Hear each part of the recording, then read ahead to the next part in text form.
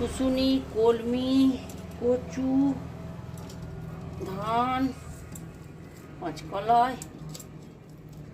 তো হ্যালো বন্ধুরা, তোমরা সবাই শুনে নিলে যে ইতু পুজো করতে গেলে কি কি গাছের দরকার হয়। আমাদের বাড়িতে কিন্তু ইতু পুজো হয়। তোমাদের কাদের কাদের বাড়িতে ইতু পুজো হয় সেটা কিন্তু আমাকে কমেন্ট করে জানাবে।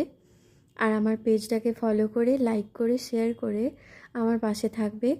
আমার নিত্য নতুন ভিডিও কারা কারা দেখছো প্রতিদিন এবং কাদের কাদের খুব ভালো লাগছে সেটা আমাকে কিন্তু জানাতে ভুলো না। আমার ভিডিওটা খুব শেয়ার করো, যাতে আমার ভিডিও সবার কাছে পৌঁছে যায়, যাতে আমি সবার ভালোবাসা পাই। এখানে কিন্তু ইতু পাতা হয়ে গেছে, আর মামনি এবার উলু দিয়ে শাঁখ বাজিয়ে নেবে।